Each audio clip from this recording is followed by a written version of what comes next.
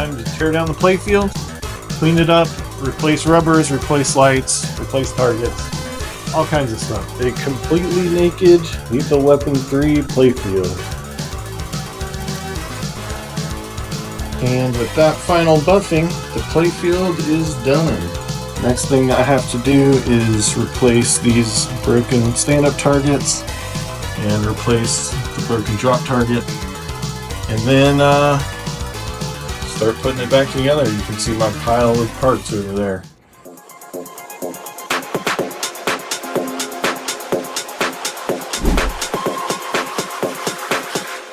That magic smoke. So I knew these drop targets were going to be a little on the tricky side.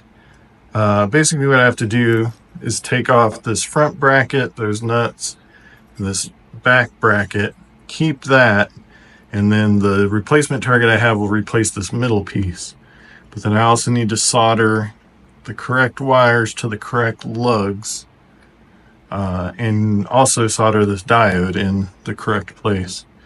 So yeah, that'll be a little bit of a challenge, and I have to do it once up here and then 4 times for these 4 stand-up targets.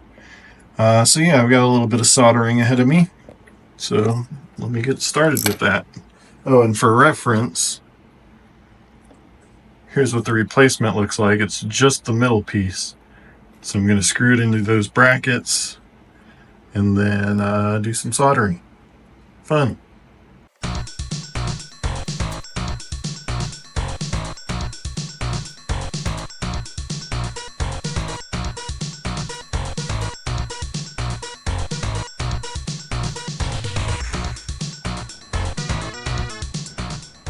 So rather than try to preserve the old diodes, I just pre-soldered a bunch of 4007s to all of my replacement targets. Now I just have to get them soldered back to the wires correctly, and they should be ready to reinstall. I got this one back in its bracket, got the diode on the bottom. I'm going to get it on the playfield, and then I'll solder the wires back to it.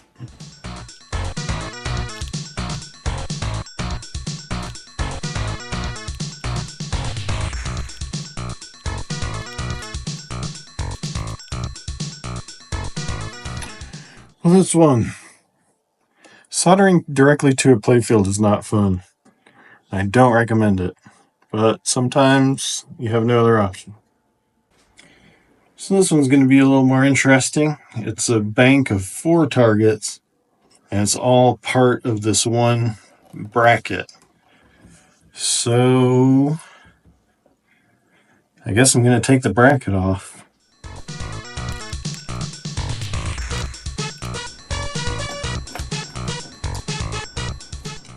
Alright, now we can really see what we're working with. These brackets these targets are in pretty bad shape. So I'll take each one off the bracket, unsolder, and then get the new ones on there. It's going to take a little bit of time. I'm realizing now I really want to do these one at a time so I don't lose track of which wires go to which targets. So I'm going to take one off, desolder it, put a new one on, resolder it, etc.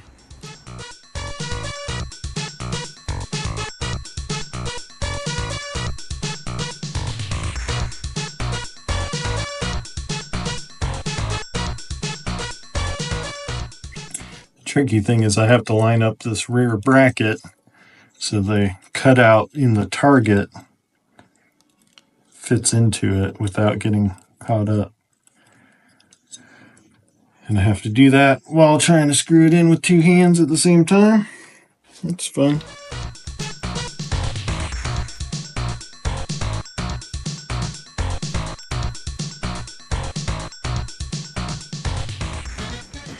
Alright, so I had to get a little creative with holding this one up to solder it. But I think I got it right. Green wire on the front and the white and brown wire on the back. Got the diode on there the right way. Yep, so I just got to do that 4 more times. I left these wires long on the diode just so the diode wouldn't fall off as I was soldering the wires in. Now I can clip them. Alright, on to the next one. A few moments later. So here it is. All 4 targets in the bracket, all soldered up. I still need to trim these little tails on the diodes. But this should be ready to slide back in the board and be finished up. It's pretty tedious, took a long time, but the end result is pretty decent. They look a whole lot better than these old busted up dirty targets.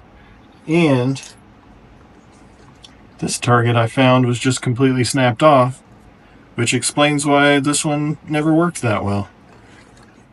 So let me get these in the game and we'll try testing them and make sure they work. But first I'm going to cut these legs off.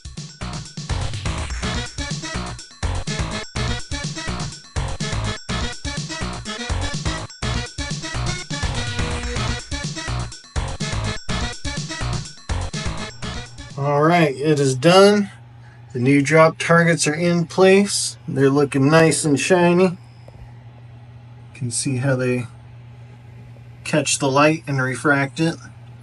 But yeah, they're looking a whole lot better than the old ones. I'll put up a picture of the old ones right here. And then compare that to these nice new shiny ones. Basically, I just want everything to be shiny. And we're getting there. But I tested them to make sure they worked. I'm gonna start these real quick. And you'll see. Let's see if we can get the skill shot here. Yep, got the skill shot. So, let's see, each one lights up a bullet. Ooh, and I lit up Leo Gets over there, that's nice. And then this one out here should just make a noise. Yeah. Here comes trouble. I'm right. Yeah, that lights the kicker if it's not already lit, but it's already lit. So yeah, they're all working. They're all in place. It was a little tedious, but it's done. And time to move on to these guys, the drop targets. These ones are fine. They're just... Now you might be wondering, what just happened? Just like I was when it happened. But here's the deal.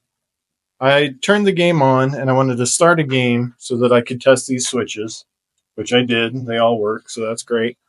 But in order to start a game, you have to have a ball in the trough, and then it kicks it out to the launcher when you hit start. So I figured the ball would be safe down there in the launcher, and I started doing my video. And right when I got to about here, I guess the plunger has a timer on it, and it kicked the ball automatically right into this lamp here, which wasn't incandescent. It shattered, glass went flying everywhere. So now I have an LED in it. But yeah, I guess that's a lesson for me and anyone who doesn't know. Don't put balls in project games when they don't have the rails up. Normally there's a metal rail that sends the ball away, but that's not here right now. So yeah, I got a nice face full of glass and it's a little scary, but it's kind of fun too. Actually, I didn't get any glass in my face, and it ended up being fine. I vacuumed the playfield off and picked up the glass pieces. But anyway, won't be doing that again. Somebody on the Pinball Discord did tell me about the switch test mode in the diagnostics, so I'll have to learn how to use that for testing the switches in the future. But in the meantime, I went ahead and worked on these drop targets. So now, got nice new targets. And there's no ball in the game, so nothing is going to go flying and break stuff. But yeah, nice and shiny. Brand new stickers. They're not going to look nice for very long. These get pretty beat up. But for now, I'm pretty happy with that. And I think with the targets, those targets, and cleaning and waxing, I think the playfield is officially done. Which means it's time for the part I've been looking forward to, which is replacing all these incandescent bulbs with LED bulbs. So I'm going to start with all around the top of the playfield. All these bulbs are going to get switched out. And then I got to go under the playfield and switch all these bulbs. I've got color matching bulbs for the inserts. Everything else is just going to be this kind of white here. I went purposefully pretty bright because I really want to try to brighten up this playfield. It's kind of dark. There's really no light in the middle at all. But yeah, I'm looking forward to it. I think it's going to look really nice when it's done. And then once the bulbs are in, it'll be time to start putting this thing all back together. I have this whole pile of mess over here just ready to go back in. These are the old targets I took out. You can see how gross they are. This one was broken. There's the old stand-up targets. So yeah, it's pretty nice to get that stuff out. Get nice clean stuff in. But real quick before I do the lights, I got a minor change to make here to this out-hole kicker. You can see the arm of it is completely mushroomed. It's like, I can't get a good angle. It's bent backwards. So I'm going to replace it with a nice new one. Should look like that. Not that. So I'll do that real quick.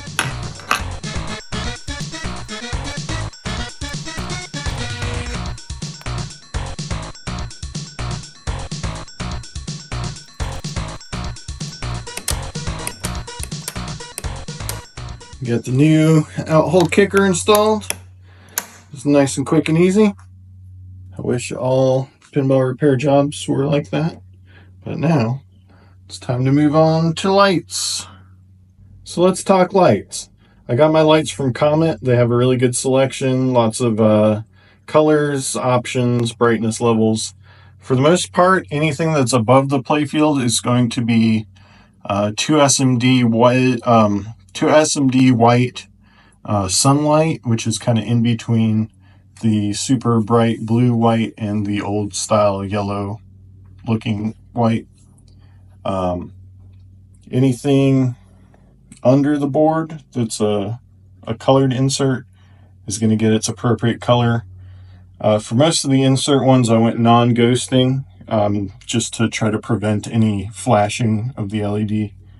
I don't know if that's really necessary on this game, but it's only a couple cents more, so I figured it was better safe than sorry.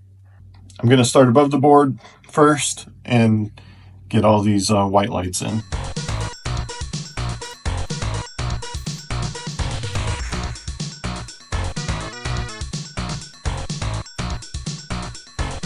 So I got the LEDs mostly installed. These ones in the pop bumpers are wedge LEDs, so I'll do those separately. But I ran out. There's a little cluster of 4 bulbs down here. I'm actually not replacing the flashers. A lot of people say in games with lots of flashers like this, and this game does have a lot of flashers, it's these big bulbs. You actually don't want to upgrade them to LED because the LEDs are super bright and they can basically blind you. So since these don't stay on for very long, they don't generate a bunch of heat, you might as well just leave the old incandescent flashers in, at least until they die.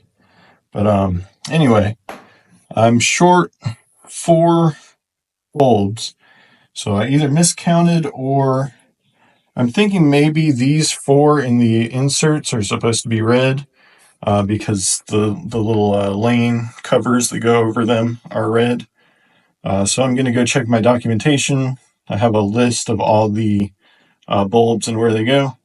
So I'm going to go look at that and see if these are supposed to be red and maybe these 4 go in these spots.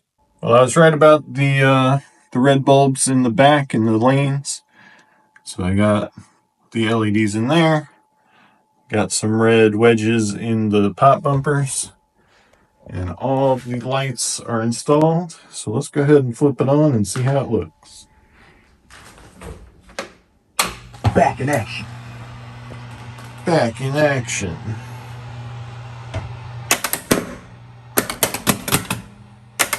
We're back in action. We're back in action. Looks like they're all working. And they're nice and bright. They really light up the cabinet a lot and show off the dingy blue walls.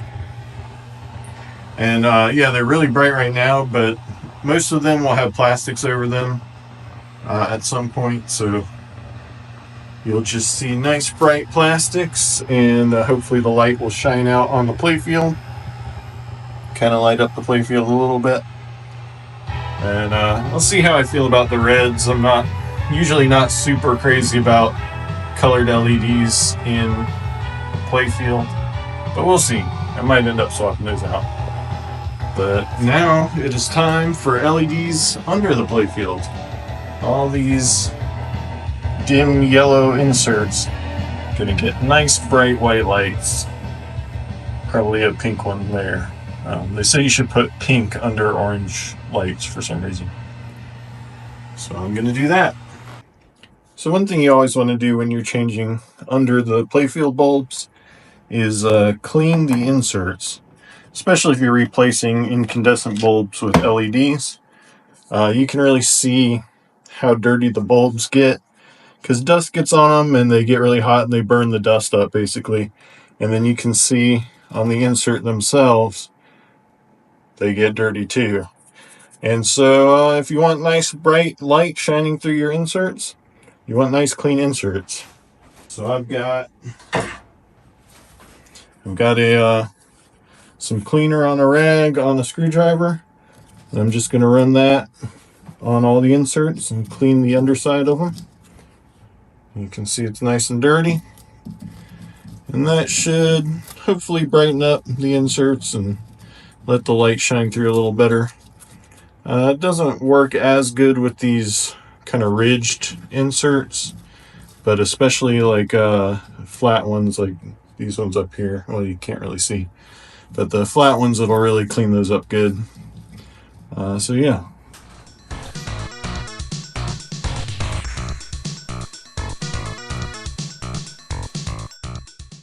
So these bulbs on the board like this, you actually don't need to take the board off. You can twist and pull them out. But since I'm cleaning the lenses, I have to pull the board off too.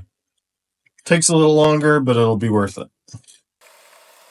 The flashers I'm not going to change, but I am going to clean. You can see how dirty the glass gets. So I'm going to clean the bulb and the lens, and the insert.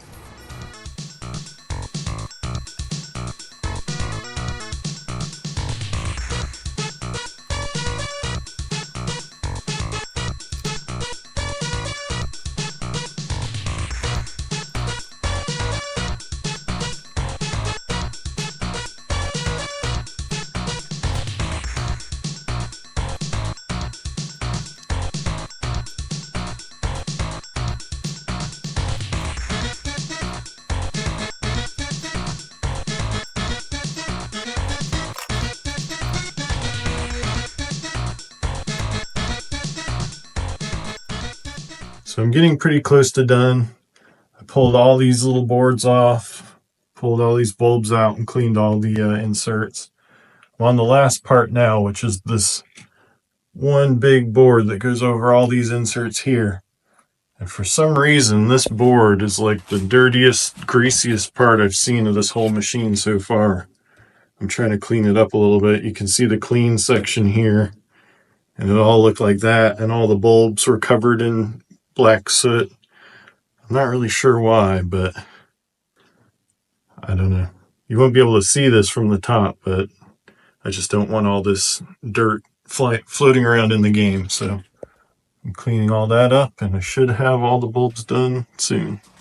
So here's the light board all cleaned up and full of LEDs, ready to get put back in the board, and that should just about do it. All right, the lights are done. It took me pretty much all day. But everything is cleaned and ready to try for the first time.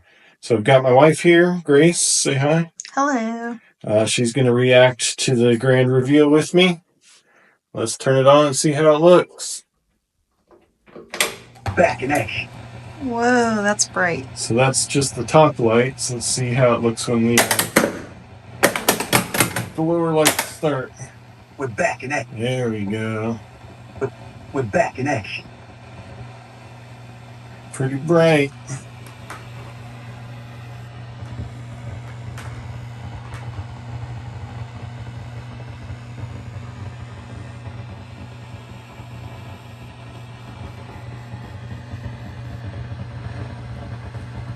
Looks like they're all working.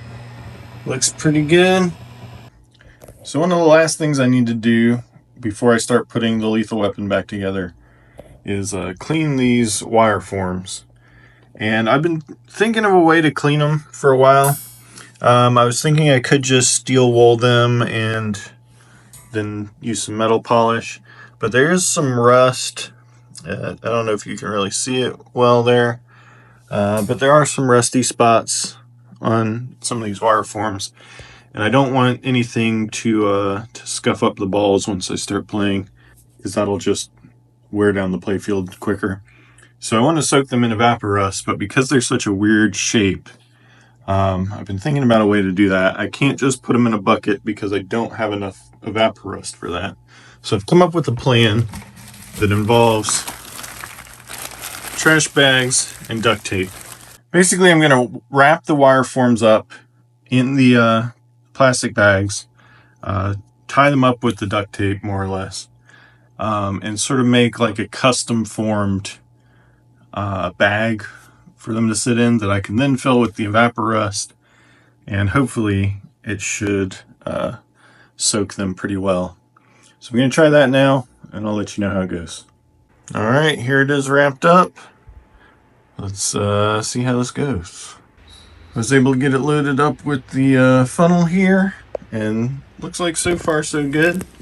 It doesn't appear to be leaking. I think most of the Evaporust bunched up in this bottom portion here, so it's just kind of getting that first loop. So I may have to rethink it to get the second loop here, which does not have any Evaporust in it. But so far so good. I'm going to leave it for a couple hours and see how it looks. So I took the ramps out and dried them off. Loxley's helping me inspect them like he does. But yeah, they're looking really good. I don't know how much the camera will pick up, but especially compared to the other end, they're smooth and shiny and not a speck of rust anywhere. This Evaporust works really, really well. I think this is the other end here. You might be able to see some of the corrosion, but yeah, so I think I'm going to try this for the other end. This should be easier because it doesn't have the crazy corkscrew on it. So let me get that set up. I've got the wireforms cooking in there. This is a really narrow strip, so it didn't take much Evaporust to fill that up. But while I wait for that, I'm cleaning and polishing some ramps and the rest of the metal rails that go around the playfield. So this is kind of the last step, and then I'll be ready to put everything back together. I pulled the wireforms out of the Evaporust, and then I ran some steel wool along them just to smooth them out real nice, and then polished them up with some of this Chemical Guys heavy metal polish. And they are looking real nice, real shiny. Everywhere that the ball comes in contact with is really nice and smooth. And that's what I was going for. So I'm happy with how these came out.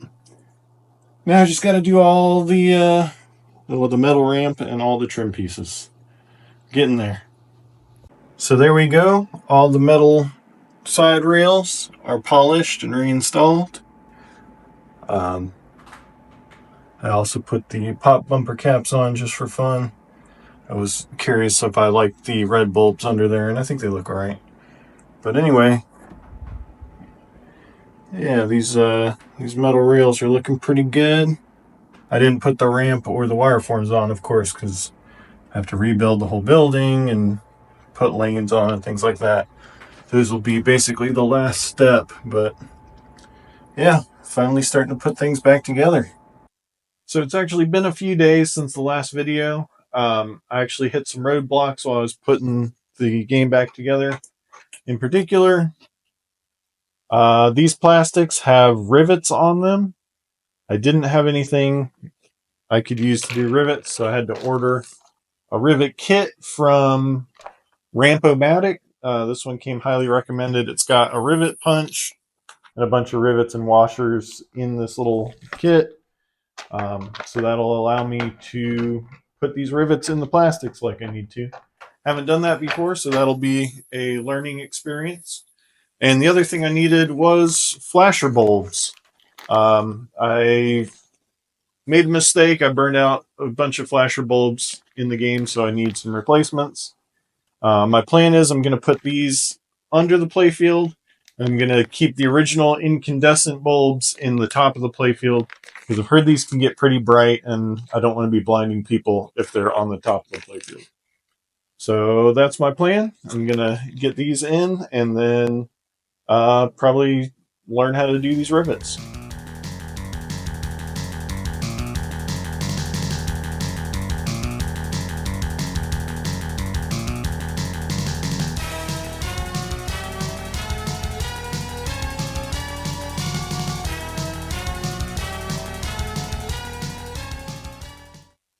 Well, Loxley demanded some attention, so I guess I'm taking a break.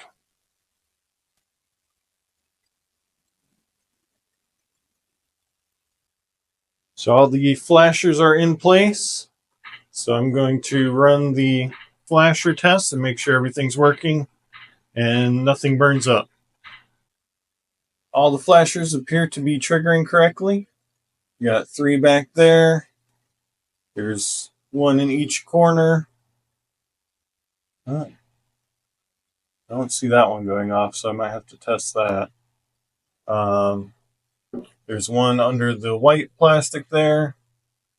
This cluster is all working. These were the ones that were burning up before. So they appear to be good now. Got the ones in the domes, the ones under the inserts.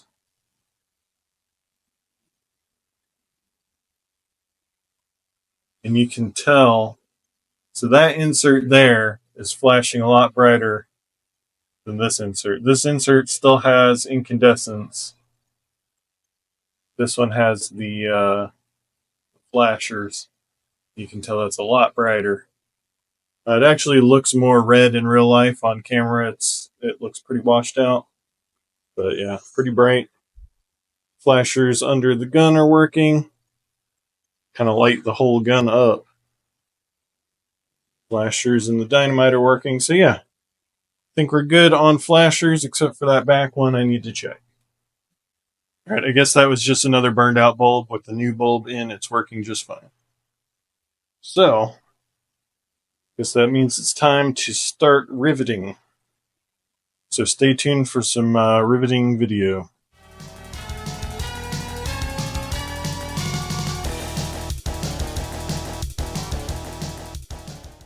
All right, I got the dome with little damage.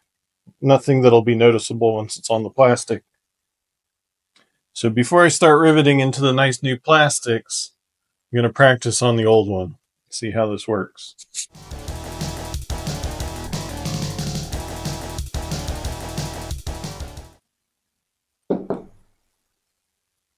Seems like it'll do the trick.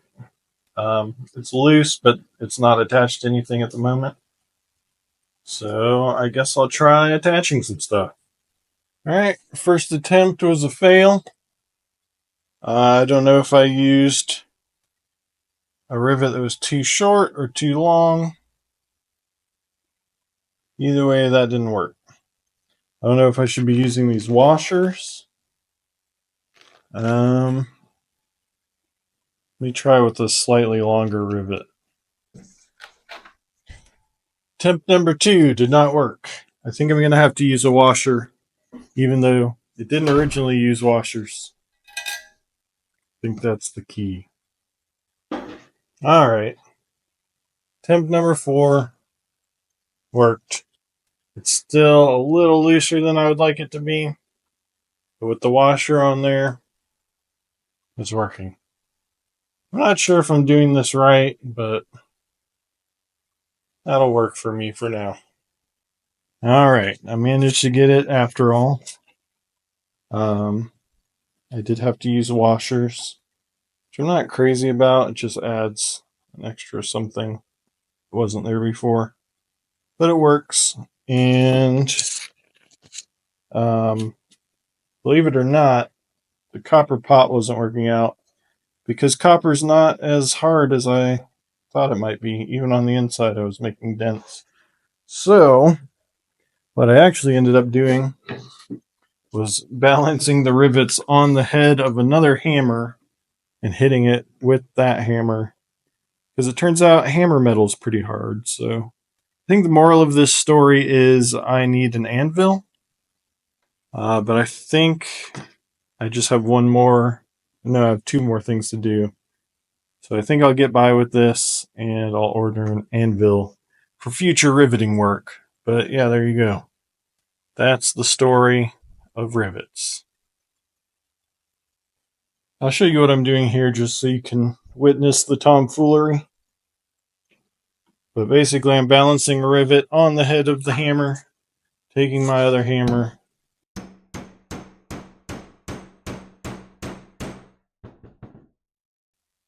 tapping it in. And yeah, that seems pretty good.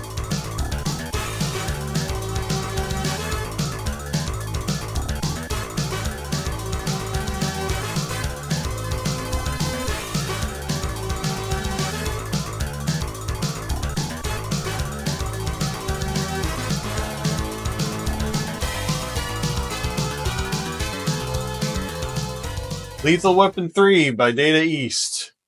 My restoration / renovation / shop job, whatever you want to call it, is done. This is the final update, for now at least. I finally got it all back together last night. The last thing I had to do, you saw, was these rivets on this plastic and back there in the building. So I got those done. It was a little bit of a learning process. I learned I definitely need an anvil and not a copper pot, but I got it done. Got all the pieces back together, and I've been playing it last night and today. It plays great. Looks really good, I think. All brand new LEDs, rubbers, targets, plastics. Didn't mean to put new plastics on it. It was a little bit of a mistake. I'll upload a video explaining that probably next. I might do a whole video of just all the mistakes I made along the way and things I've learned. But for right now, I'm really happy with how it came out. I went with the clear rubbers from Titan. Where's another one? You can see some back there.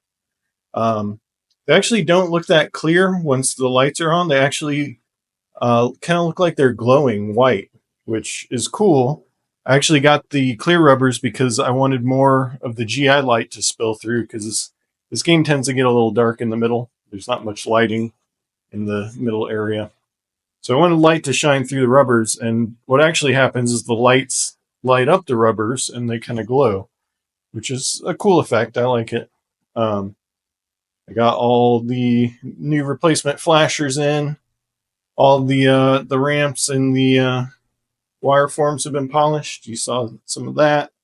I didn't film myself putting it back together because I had all the notes on my phone, and I also record on my phone, so I needed my phone for reassembling everything.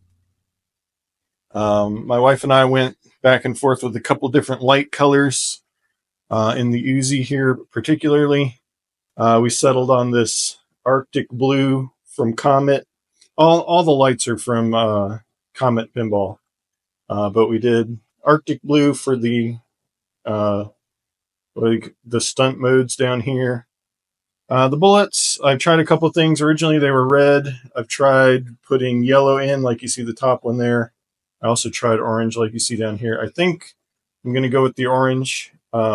but I only bought 5 orange bulbs, so I need 1 more for that top piece. I like the white in the body of the Uzi there. It makes it kind of look silverish. If you're bummed out that John Wick doesn't have enough guns, get yourself a Lethal Weapon 3, because this game has guns to spare.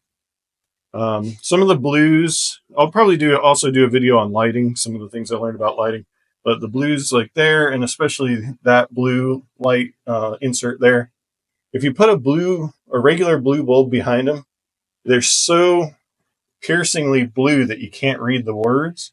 So I found that the ice blue from Comet, or Arctic blue, I don't remember what they call it, but if you put that behind the blue inserts, it makes it a lot more readable.